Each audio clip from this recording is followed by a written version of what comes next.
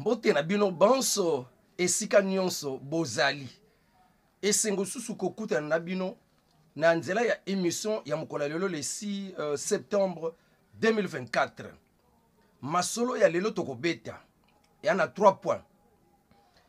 Ba magistrat na nzela ya Toko Kamba Maya Dieudonné Kamuleta, président ya cour constitutionnelle, a mis une délégation ya ba magistrat et pas ya première ministre Judith Suminwa Tuluka pona koyebisa bango makambo nini bake kofunda papa ministre ya justice Constant Mutamba pona nini pena nini tokoyoka yango na kati ya émission oyo ya mibale tokende koyoka kanda ya papa ministre ya justice Constant Mutamba lolenge nini kanda na ye ezali pe banani ye pe na ngambo na ye azofunda obaza à la base ya oyo bazobenga évasion oyo ya lobi eza nango évasion ya ba prisonnier te eza cop ya ba magistrat pona kokimisa batu na bango na kati ya boloko ya makala. Troisième point, tokende kolobe la fondation ya Bill Clinton pour la paix. Fondation Bill Clinton pour la paix.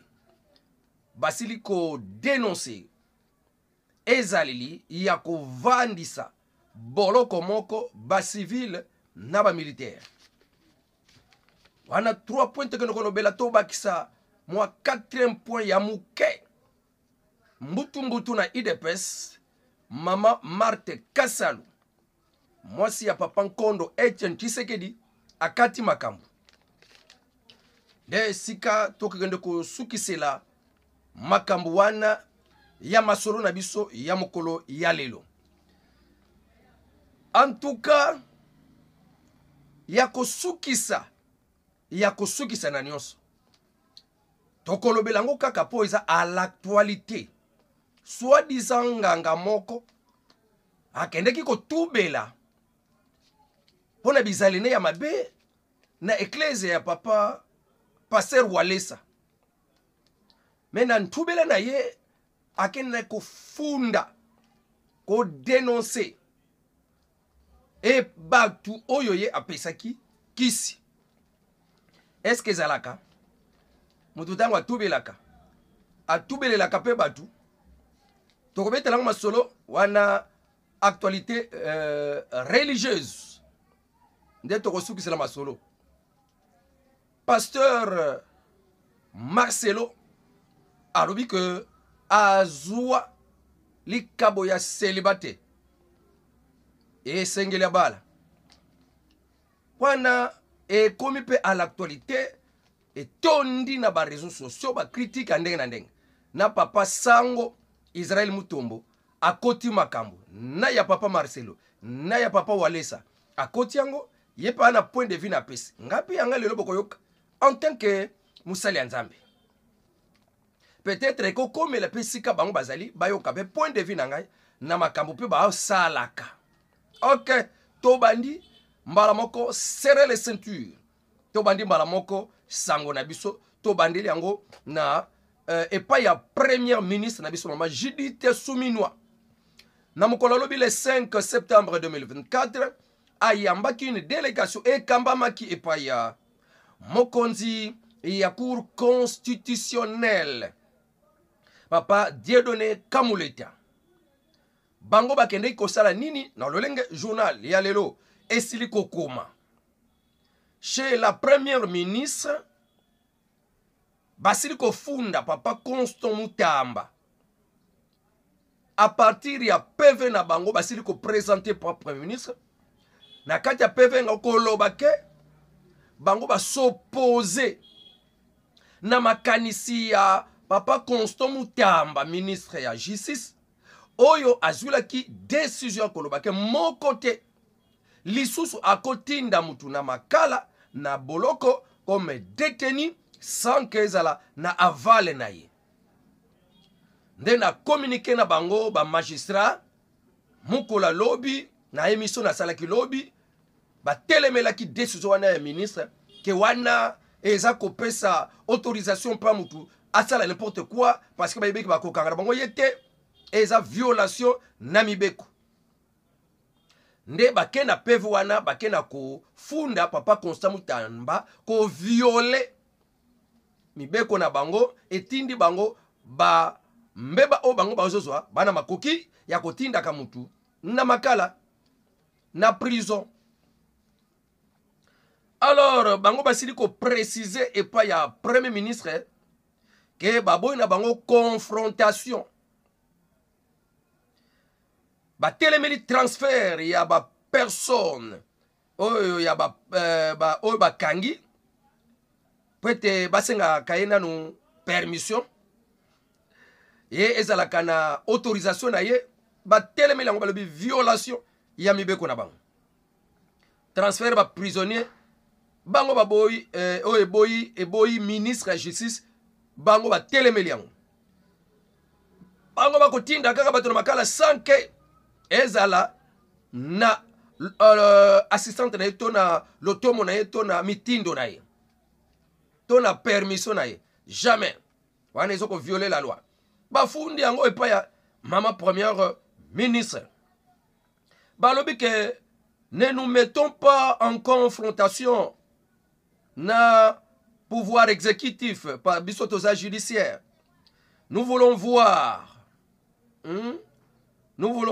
ensemble en tant que institution ya mboka totambola main dans la main elongo pona kokende ya mboka liboso wana maloba ya papa na biso président ya cour constitutionnelle pe président ya conseil supérieur ya magistrature.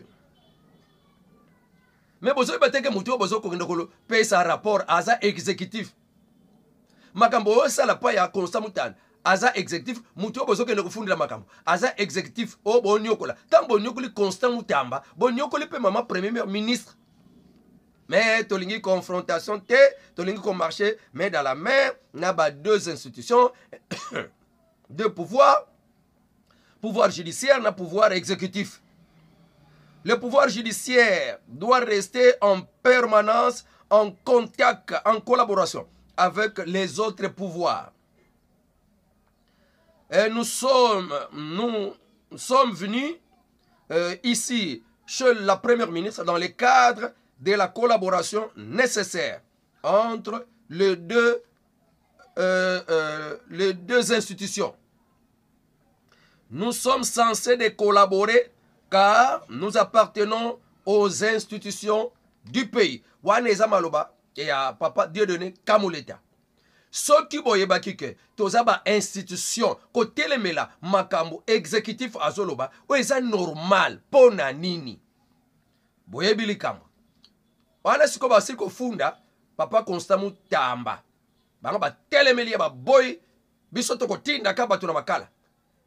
Ata na vale na yo te toko tinda batu ndenge to salaka parce que pesi biso ba droit na biso mutu asali mbeba bona kotia ordre na kata ba balabala na kata ba quartier esengeli to discipline mutu wana soki akokota makala akokota sans vale na yo bake pesa rapport pa maman Judith Suminwa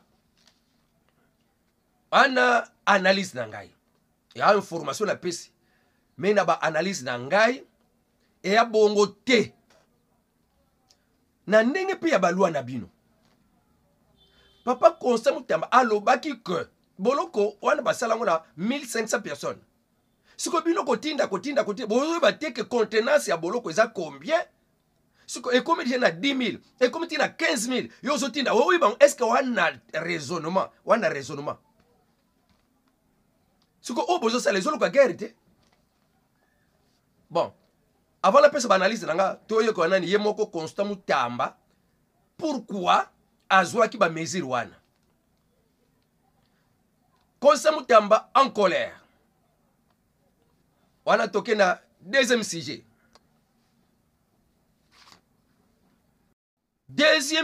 nanga ya mukula lelo Constant Mutamba en colère contre les magistrats.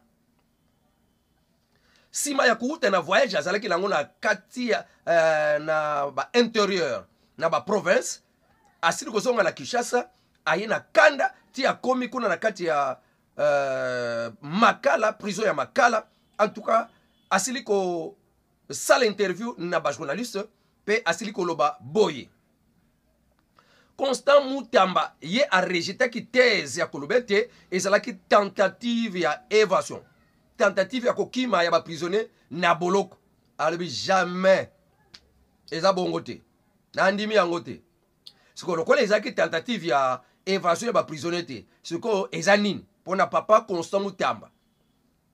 Ya lobi que je viens d'atterrir. Et croyez-moi, je réglerai cette affaire en 2 semaines.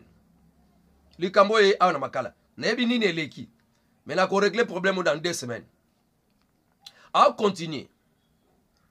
Il s'est rendu très rapidement à la prison centrale de Makala, très furieux.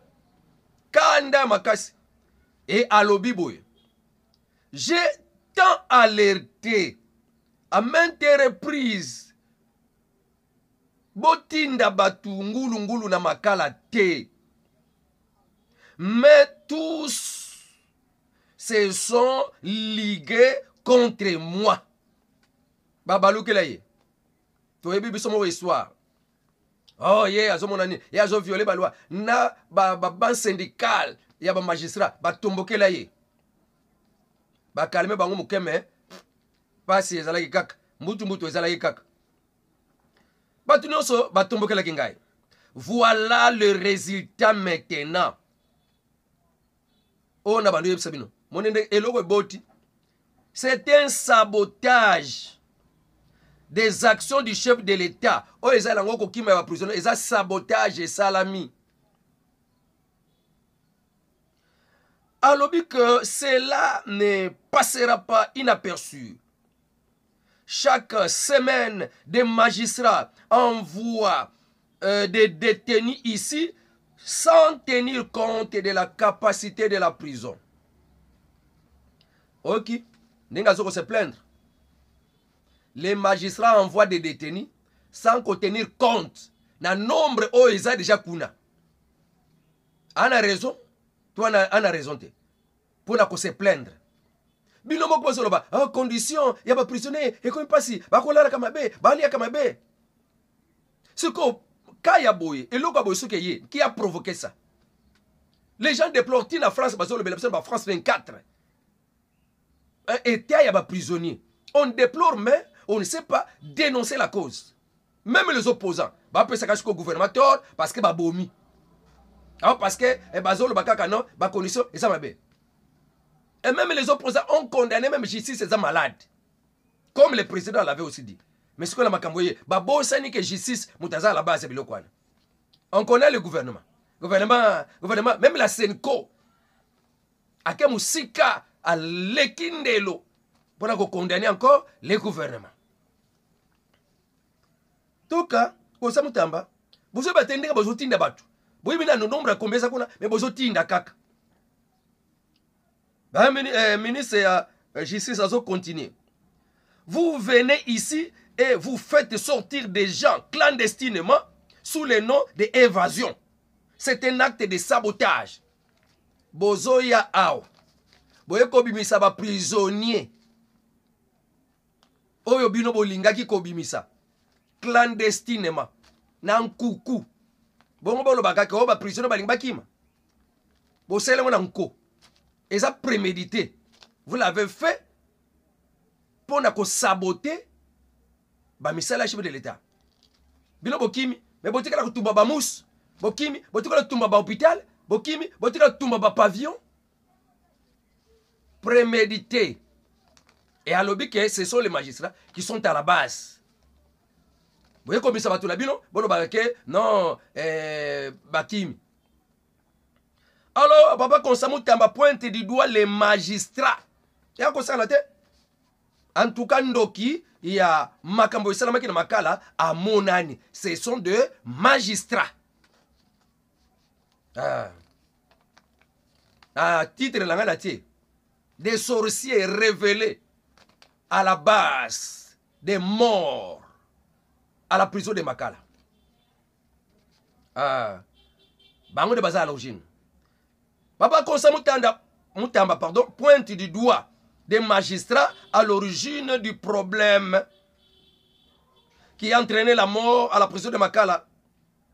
J'avais entrepris des opérations de désengorgement de la prison. Nazwaki mokani ya kobimisaka ba prison ndambo pona ko diminuer nombre na bango.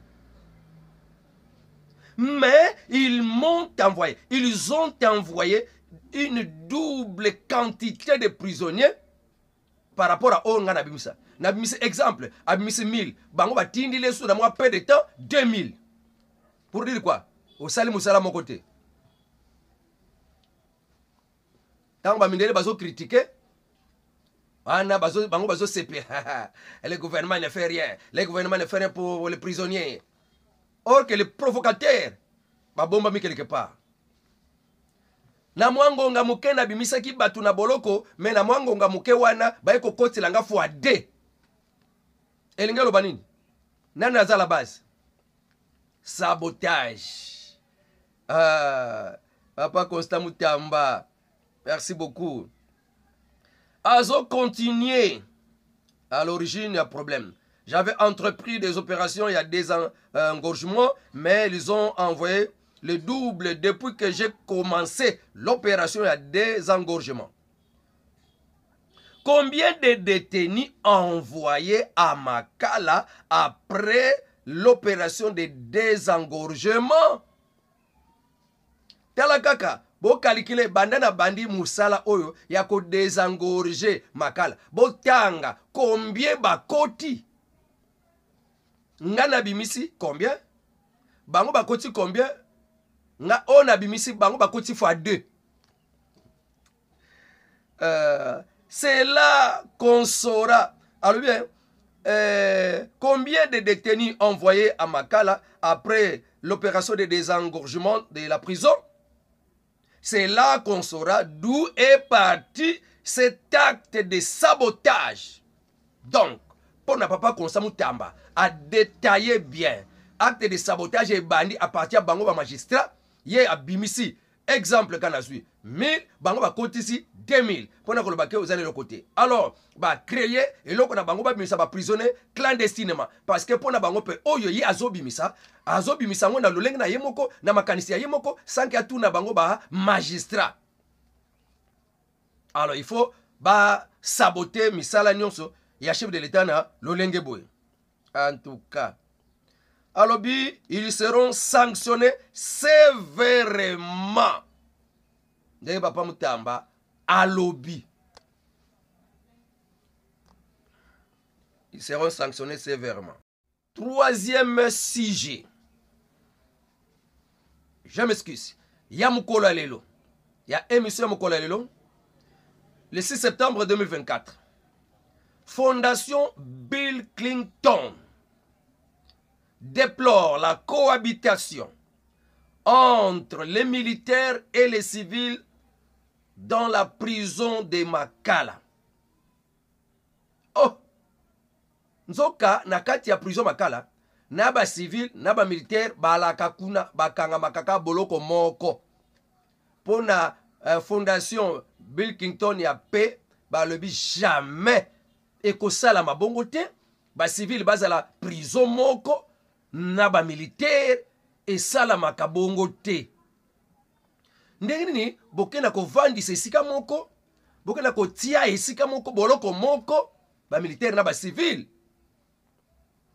Fondation Bill Clinton pour la paix déplore et dénonce la situation. Parmi les 15 000 détenus na kati ya prison ya Makala, il y a plus ou moins 4 000 militaires et policiers sont des officiers, parmi eux des officiers supérieurs et des généraux. Atabinope. Ok, batouana bazo kotika la biloko kolia, aza général, aza officier supérieur, bazo kotika la kolia, dans batu bazo kotika biloko kolia, bande kola bango ba généraux, ba ko tana mindukiti. akotikele munduku moko te akotikele minduku mibale te oye basika makabango yuti alors fondation ya Bill Clinton bazo déplorer cette situation et il se demande, la fondation se demande comment comprendre que les militaires puissent cohabiter avec des civils dans une même maison carcérale. Atanga kutu. Na ko comprendre yango te. Jamais. Je ne peux pas comprendre cette situation. En tout cas, papa Constant Moutamba tia ordre na yo. On est vraiment que ministre Penza parmi ba ministre nyonso ya gouvernement wa numéro 1. En tout cas, ce qui ba lobio nani à cause de la président après encore remplacer le président Félix Sekedi. D'accord, le papa Constant Moutamba. Alors tozo pousse na information mususu ya UDPS. UDPS babongisa ki na lobby le samedi le 7 septembre 2024 quand il y a Deo, nouveau secrétaire général Basila qui est nommé pour remplacer Kaboué Monabouté, lobby fallait bakende pour être bakende kosa la remise et reprise mais nanga moupe ya Kaboué teleme lobby boya kokuta nga donc c'est la résistance. Donc il y avait déjà préparation un bain de sang et bongama kikuna elingeza la penza soni na parti présidentielle. Ba bundi, ba kufi, en tout cas l'ingé ba bienté. Alors na kolandisama mitindo ya papa président Félix Sekedi, Mama Marthe abengisi les deux camps pona kovandisa bango bayokana batika buzoba oyo balingi basala wana kotangisa makila iza soni na président de la république pe na Kondo Etienne Tshisekedi nde basilaki koyokana moko na tour asilaki ko appeler les combattants au calme et bandelaki na ye moko papa secrétaire général Kaboué Monabouté. Merci mingi na mama na biso mama Marthe Kasalu Tshisekedi na ndenge asangisi biso na pokwa lelo po tomeka kosolola na bakombatant nyonso na bakombatante e mukolo ya samedi le 7 combattant moko aya te ke nazoya mpona koriposte na bandeko balobaki bakoya na permanence famille nyonso bamakambo ezangaka te mais toza na référence na biso moko tata mokonzi ya ekolo et puis toko senga. C'est pour cette raison papa Constant Moutamba sima ko déclarer que ba magistrats qui sont à la base ya makambo esalami kuna na kati ya prison ya Makala na soni te a déclaré yango de asili ko ordonné arrestation ya directeur ya prison ya Makala o asili ko kima déjà na Belgique kaka après drame wana na visa nini kaka mbala moko likambo esalami ye mbala moko akimi ayebi likambo félicitations mama Marthe pona koyeba ko apaiser ba combattant. Félicitations parce que ndenge babanda ko bongamela ndenge bakoyela na permanence na mukola lobby ndenge pe Kabuya zoko bonga babandaki ko bongamela oh alati ba militaire tennis civil po basala ba dégâts o bakosala talaka na ngambu nanu ya ngambu ya papa Deo nouveau secrétaire général avait préparé déjà base.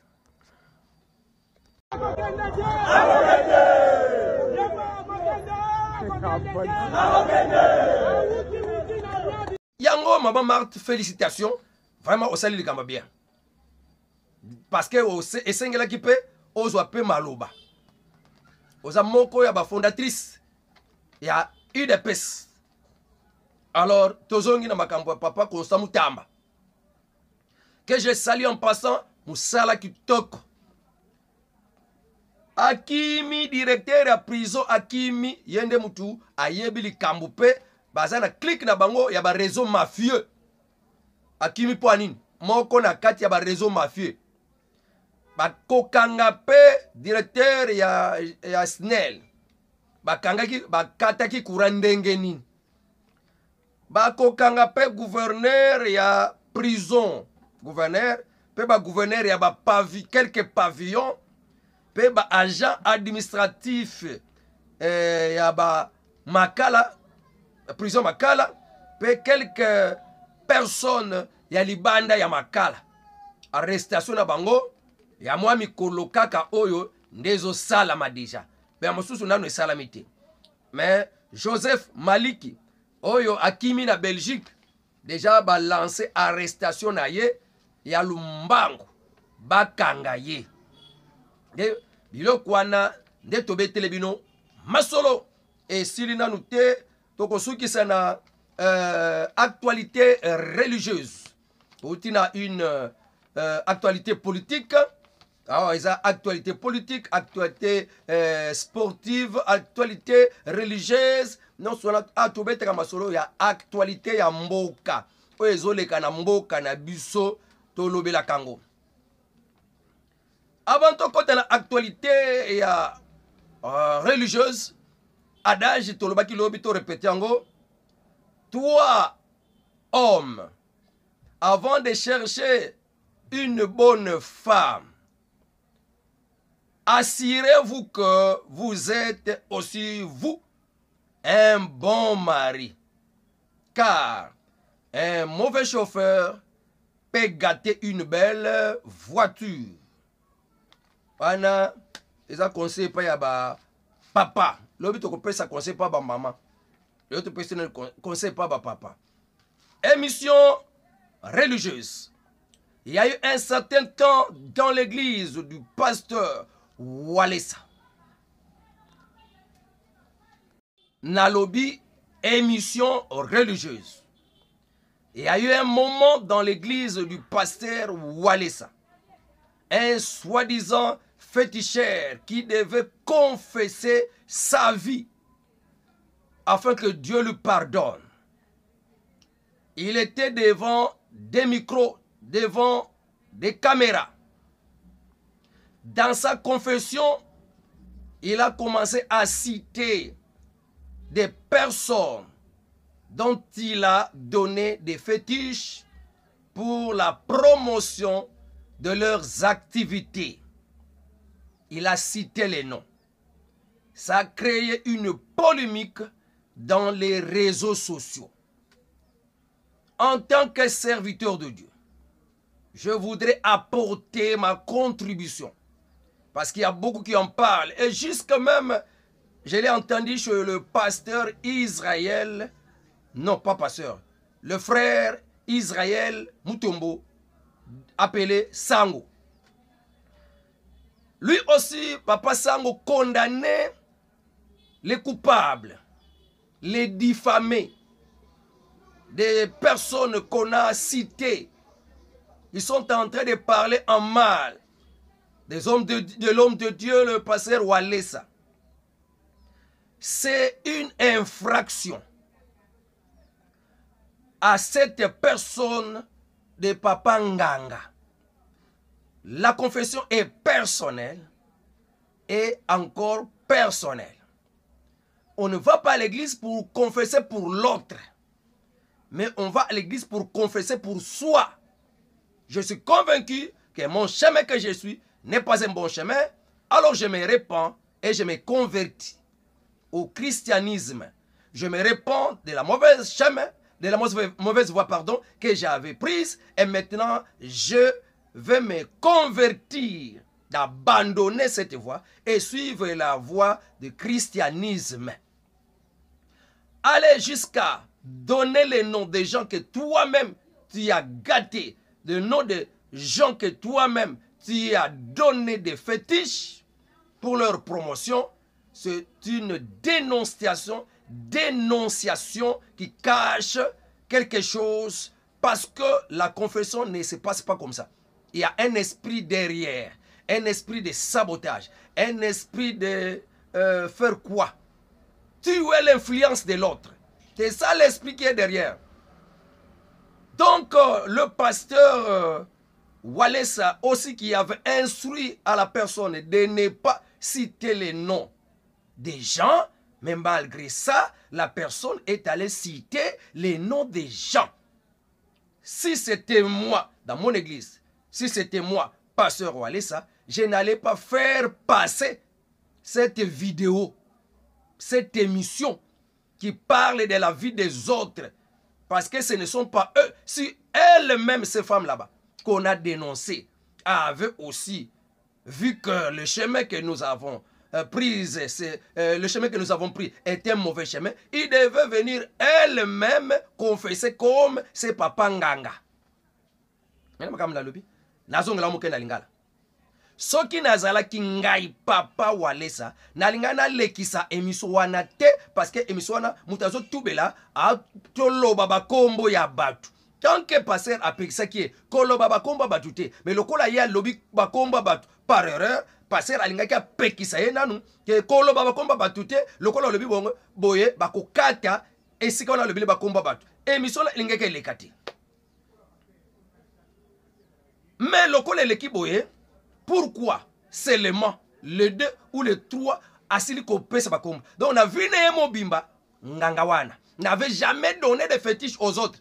Et Yemoko alobaki na landa ki na émission alobaki que et na lingaka ezaki na ba politicien pe na ba homme politique pe mais passer Walesa apekisaki.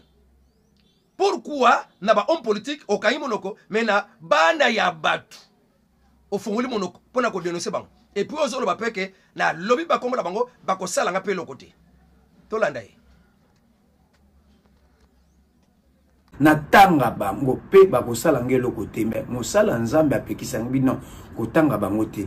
Après ngai mon frère Dieu merci na lekaki na live na yaki kotanga kombo na tangi kombo na sens que non bosala ngo ba polémique te na tanga kombo oyo ki espèce à 400 des autres bana dévoiler batu po o basali misala ya mabe bazoko bebisa batu bana nzambe bazoko enise bana nzambe yango le mona ina ebisa bino bible nga na simbi soki nga na tangi kombo ya mwana mwasi wana ndenge mabe nzambe abomanga pe ezana mwana mwasi mususu o na témoignaki dimanche mwana mwasi wana na ko banda ko ebisa bino banda na linzaka ti likolo ya mutu na ngai même na kati ya nzoto na ye ezana ba cicatrice ezana kati ya nzoto na koloba so bozana te bozuye bokene na kati ya hôpital ba médecin batali so na bi cicatrice batali oui eza yango soki eza yango te nzambe abomanga pe na ye liboso nzambe ko sala ba fanti te nzambe asakana na été. Voilà, vous avez entendu na loba komo na bango bako sala nga pe le côté. Et si ba oyoyo o dénoncer bazalé qui est un homme politique, soit un premier ministre, soit un homme dans le gouvernement. Et au cas où on va Dakar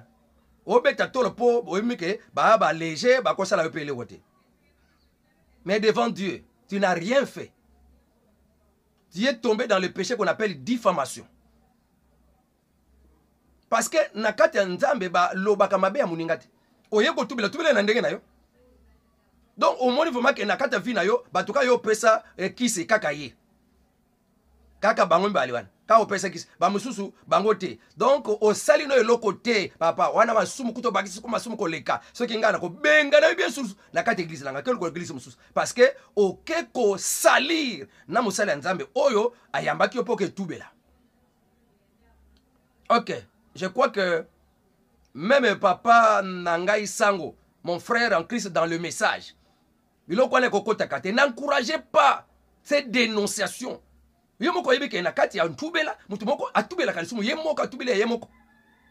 il y a zolo bake batwana bazo baby sabatu yonde muto baby saki bango tamba yaki pana yo boya kite pana nini yonde muto baby sabango lo bake ngai na baby saki batu ebele na baby saki batu ebele nene kutubela na tiki makambo wana oh nyonso na baby ça fait pas douter babongo na motema ndenge nga pe na bongoli motema mais kolo bakombo c'est la diffamation. Même si quelqu'un a commis un péché mais tu ne peux pas la diffamer.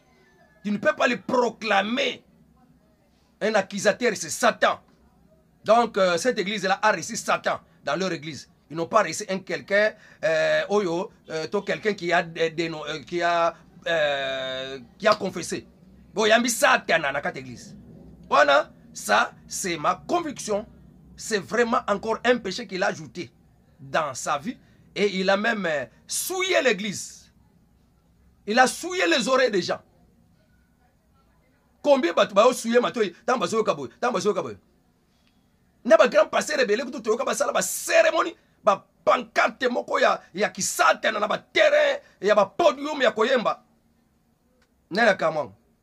E kama kana ngote. Moi ba tubeli ka seli ba bara koti kis, a seli ka mo eloko, a koti bunganga ne. Na bunganga ngo, eza na ngo religion. Chacun a droit ya kokota religion ya lingi. Yo mone ke nzela wana ezaki mabe. OK tubela. Okutubila yo moko te olingo tubila pona mutu mususu nana yebisaki bon ba yebole so bon basala bon bon ça c'est pour toi. Maintenant il y a un autre pasteur aussi en tant que serviteur de Dieu ayokata conseil langa bozu langa moi émission bande konyo sur la TikTok bozu langa moi analyse langa oyo bomela ngo pe pasteur Marcelo. Ça fait, je ne sais pas si c'est 4 mois seulement que moi, si n'est pas Kundi. Si c'est 4 mois seulement, Bakundi moi si, et il dit à l'église que je n'ai pas un don de célibat, je dois me marier. Et aussi, il y a un message, papa Sango doit soutenir, Marcelo, il n'y a pas une écriture qui dit dans la Bible que Moutouakoba là, quand il n'y a pas une écriture qui dit que Moutouakoba là, après 5, après 2 ans, il n'y a pas une écriture, mais la Bible, la nature elle-même ne vous enseigne-t-elle pas? Il y a une fois la nature peut fouetter quelqu'un, la salengo. Attends, la Bible, mais ça sonne dans miso bato. Quand que pasteur, bato ba koufeli famille moi si wana. Ba yo ka ke beau-frère na bino, c'est mec na bino, bokolo na bino abali moi si mususu. Uti ba ona kani. Uti ba ona niveau nini? Bon, ce que ezalaki ke ndeko na yo penza wana akufelaki mobali. Allez, mobali wana après moi 4 mois, azu moi si mususu. Bino en tant que famille. Boko zula ngone nini kana ki bo moto boye bakolo banini ozalaki na ye déjà okobebisa na carrière na yo po mikolo lokolo okoma lokola mutu moko beli puberté, c'est pas normal. Ce n'est pas pour le moment biloko na ko déclarer. Si tu devais continuer avec une fille cachette mais pas venir faire des déclarations et que tout a mitema batu pe ko bebisa na carrière na yo. Même moi personnellement je vous respecte, vous avez de belles prédications, mais je sais que situation oyo, en tout cas, bête senga pendeli baku, même na bumoto boye, na mabota to vanda kana bango batu ba sambe la kapete, oyo wana, bakutika la jamais ko déclarer en bon. Il n'y a pas de délai pour un frère qui a perdu sa femme de se marier, mais na bumoto boye, il faut quand même collecter ça peut ba jour. Ni de lingeka ya soki maman na biso afo azalaki na terre ya kobal mobali akufi après 4 mois boye maman fo alobaki na bali nazi mobali nga mususu. Bon elinga mimana nini na église yo kasa église ndenga bazaka na bango nyonso ba koza la pour yo bato maman pe blanche ba koza la pete ba koza la pe ba tele miliope. Qu'est-ce qui arriverait que maman na biso afo moi si a de fait passer ba route alo ba pe lelo nazi pe mobali nga soki azaki na âge nani ya kobal ke nazi mobali nga après 4 mois. Bon, raisonner ni nelingeke ya. Siko talango siko kuna.